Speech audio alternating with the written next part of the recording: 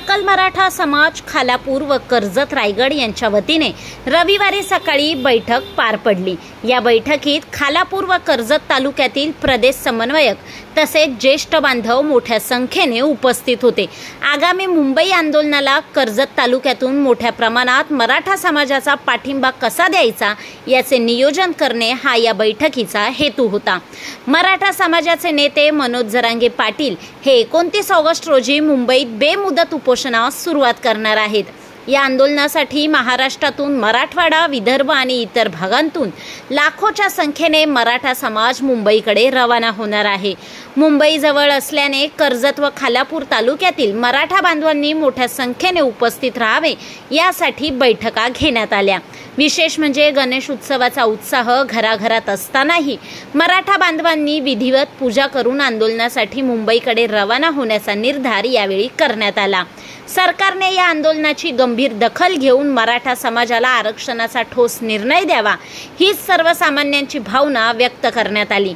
अनेक वर्ष प्रलंबित असलेला प्रश्न आता तरी सोडवून समाजाला न्याय मिळावा अशी मागणी या बैठकीतून प्रामुख्याने होताना दिसते। आम्ही सर्वजण आनंदी आहोत की शेवटी ही आमची आरपारची लढाई आहे आणि संघर्ष होता। मनोजदादा जरांगे पाटील हे शिवनेरीवरून 27ला ते शिवनेरी या ठिकाणी दर्शन घेऊन वस्तीला थांबणार आहेत, परंतु 28 तारखेला ते मात्र उशिरा खोपोलीमधून आमच्या रायगडमधून रसायनी मार्गे पनवेल मार्गे आझाद मैदान मुंबई या ठिकाणी जाणार आहेत। तर नक्कीच रायगड करून आम्ही खोपोली छत्रपती शिवाजी स्मारकाजवळ त्यांचं भव्य दिव्य स्वागत त्या ठिकाणी समाज बांधवांच्या उपस्थितीमध्ये होणार आहे। आणि त्यानंतर आम्ही चौक फाटा या ठिकाणी कर्जत फाटा आणि चौक फाटा या ठिकाणी आमचे सर्व बांधव त्या ठिकाणी स्वागत करणार आहेत। त्यानंतर दांड फाटा या ठिकाणी समाज बांधव स्वागत करणार आहेत। नंतर पनवेल या ठिकाणी परस्पर या ठिकाणी समाज बांधव त्या ठिकाणी स्वागत करून ते मुंबईकडे आझाद मैदानाकडे जातील। आणि त्याचबरोबर संपूर्ण आमचा सकल मराठा समाज बांधव संपूर्ण रायगड जिल्ह्यातील प्रत्येकजण आपापल्या वाहनाने असेल, प्रत्येकजण जास्तीत जास्त ट्रेनने म्हणजे खोपोलीवर असणारी ट्रेन असेल, कर्जतवरून काही आमचे बांधव कर्जतवरून ट्रेनवरून असेल किंवा पनवेलवरून काही बांधव आमचे पनवेलवरून असतील, त्या ठिकाणून आमचे रायगडवरून माणगाव असेल, रोहा असेल तिकडचे बांधव त्या ठिकाणून ट्रेनवरून आणि काही गाड्यांनी आपल्या आझाद मैदान या ठिकाणी पोहोचणार आहेत। परंतु अतिशय आनंदामध्ये गणपतीचा सण असताना देखील समाज बांधव आपण पाहिला असेल एकवटला आहे। आजच्या या मिटिंगमध्ये सर्व स्वयंपूर्तीने आज या ठिकाणी आमचे समन्वयक जमलेत आणि सर्वजण मनापासून या ठिकाणी ह्या लढाईमध्ये उतरलेले आहेत। संघर्ष होता मनोजदादा जरांगे पाटील यांच्या पाठीशी खंबीरपणे रायगडकर आधी देखील होते आणि आता देखील स्वराज्याची रायगड ही राजधानी ही पुन्हा एकदा जरांगे पाटील साहेब यांच्याबरोबर या मराठाच्या आरक्षण लढाईसाठी खंबीर साथ देणार आहे एवढंच आपल्या माध्यमातून सांगतो।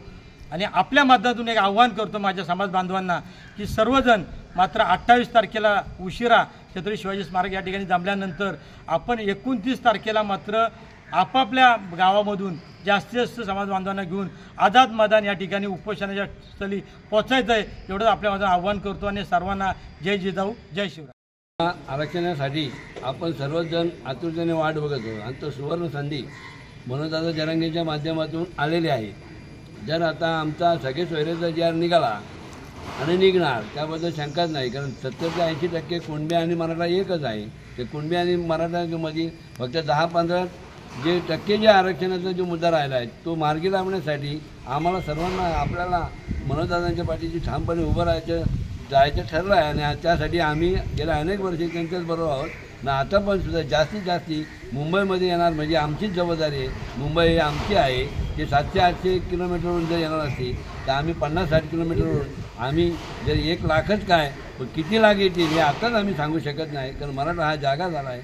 मराठा एकदा जागा झाला तर ते एकदा पेटला का तो लवकर विजत नाही। आणि त्याच्यासाठी मनोजदादांच्या पाठी रायगड जिल्ह्यामधून आम्ही कर्जत तालुका, खालापूर तालुका, पनवेल तालुका, रायगड माणगावमधून जे काही 14-15 तालुके आहेत उर्वरित भाग आमचा कुणबी आहे आणि त्यानं आम्ही एकच आहोत। फक्त सगळे सोयरेचा जे निघाला तर आमच्या कोकणासाठी सुद्धा एकदम म्हणजे सुवर्णकाळ आहे। आणि त्यासाठी कोकणातले काही नेते जे बोलतात त्यांच्याशी आम्हाला काही देणं घेणं नाही। कुणबी आणि मराठा एक आहे आणि तो एकच राहील एवढं सांगतो। जरांगे पाटील पुन्हा एकदा मराठा समाजाच्या न्याय हक्कासाठी आझाद मैदानाला येत आहेत आणि आपण सगळे रायगडवासी आहेत, तिथे लाखोची संख्येने जाण्याचा आपण प्रयत्न आहे आणि आपण तिथे गेलोच पाहिजे. परंतु येत असताना आपल्याला 2 गोष्टीची काळजी घ्यायची. एक तर शक्यतोवर आपण वाहनं आणू नका. एक तर ट्रेनचा प्रवास आपण करूया, कारण पनवेल असेल, कर्जत असेल, खोपोली असून इथे आपल्याला ट्रेनची व्यवस्था आपण जाऊया. आणि दुसरी गोष्ट, स्वागताचा ज्यावेळेस आपल्याला खोपोलीला थांबायचं आहे, आपल्याला चौकला थांबायचं आहे, आपल्याला पनवेलला दानपाट्याला थांबणार. गेल्या वेळेसचा अनुभव जो होता की बऱ्याच आपल्या बांधवांच्या चैनी वगैरे खोपोलीला पण गेल्या होत्या, आमच्या करंजाडे पनवेलला पण गेल्या होत्या. त्यामुळे आपल्या सोन्याच्या दगदागिने आपण काय घालून येऊ नका, कारण आपण तिथे उपोषणाला जातो.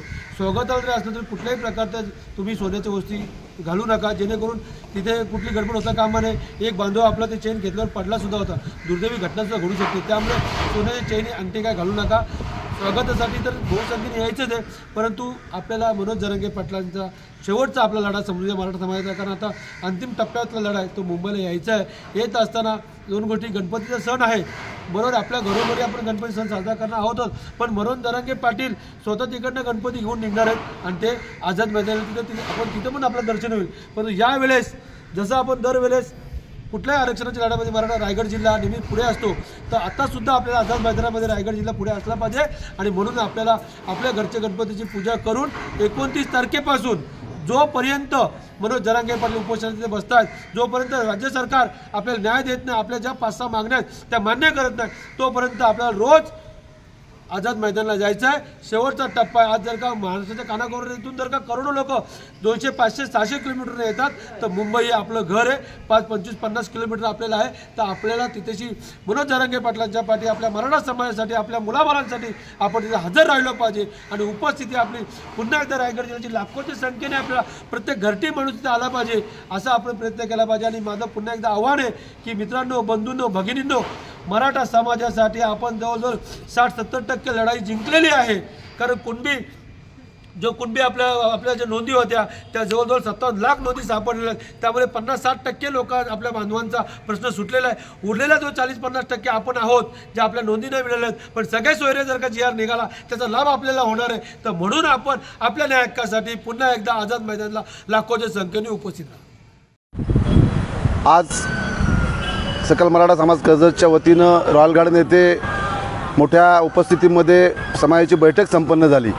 गेल्या अनेक वर्षापासून सुरू असलेला आरक्षणाचा लढा हा अंतिम टप्प्यामध्ये आलेला आहे. मराठा संघर्ष योद्धा मनोज जरांगे पाटील यांनी जी अस्तित्वाची लढाई या ठिकाणी सुरुवात केली आहे, ती लढाई अंतिम टप्प्यामध्ये आली आहे. आणि या लढ्यामध्ये संपूर्ण कर्जत तालुका, खालापूर तालुका हा मनोज जरांगे यांच्या पाठीशी ठामपणाने उभा आहे. याच दृष्टीने नियोजन करण्यासाठी आज आम्ही सार्वजनिक या ठिकाणी जमलो होतो. दिनांक 29 रोजी त्या ठिकाणी असं बाय रोड न जाता सकाळी 8:27च्या लोकलला कर्जत स्टेशनला जमून त्या ठिकाणी मग भिवपुरी स्टेशन असेल, नेरळ स्टेशन असेल, शेलू स्टेशन असेल आणि वांगणी स्टेशन असेल, त्या परिसरातले मराठा समाज बांधव त्या स्टेशनला त्या 8:27च्या कर्जतवरून सुटणार लोकलला जॉईंट होतील. आणि एक मोठ्या संख्येने 8-10 हजार लोकांचा त्या ठिकाणी समावेश असेल असं आमचं सारांचं नियोजन या ठिकाणी असणार आहे.